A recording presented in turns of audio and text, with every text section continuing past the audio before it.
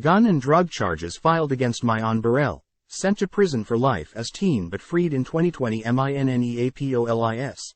AP. Prosecutors filed gun and drug charges Friday against Myon Burrell, who was sent to prison for life as a teenager but was set free in 2020 after 18 years behind bars after his sentence was commuted in a high-profile murder case.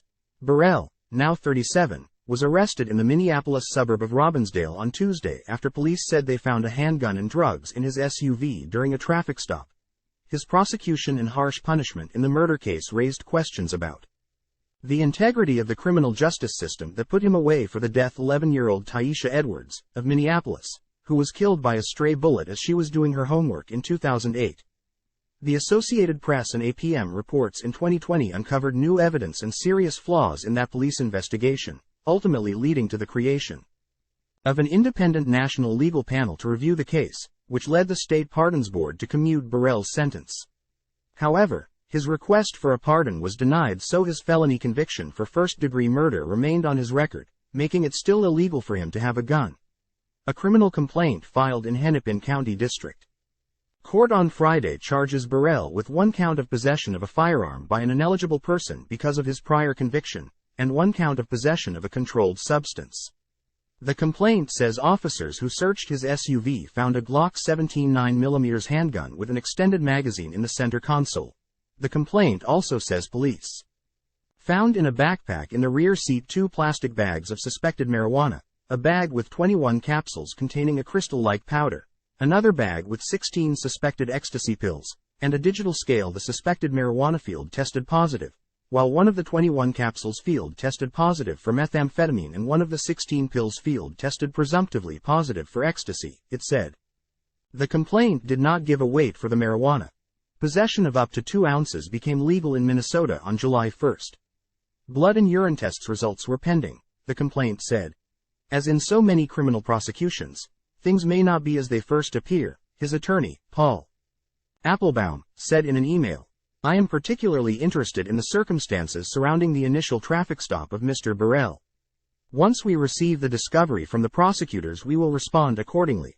Burrell had a first court appearance scheduled for Friday afternoon before Judge Peter Cahill, who presided over the 2021 trial of former Minneapolis officer Derek Chauvin for the murder of George Floyd in a case that forced a national reckoning on race and policing. Cahill sentenced Chauvin to 22.5 years in prison. In the meantime, bail was set at $250,000 without conditions or $150,000 with conditions, including no use or possession of weapons, alcohol or controlled substances. The Dakota County Attorney's Office will be prosecuting the case because the Hennepin County Attorney's Office has a conflict of interest. Burrell was a paid staffer on County Attorney Mary Moriarty's 2022 campaign, and she had worked for his release when she was a public defender.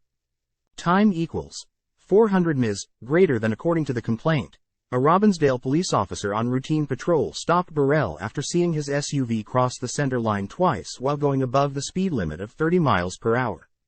It says the officer approached the driver's side, and when Burrell, who was alone in the car, rolled down the window, smoke appeared to billow out of the vehicle, and the officer detected a very strong odor of burnt marijuana and what appeared to be marijuana remnants on the center console. The officer said he observed that Burrell's eyes were red and glossy and his pupils were dilated, and that Burrell did poorly on a field sobriety test.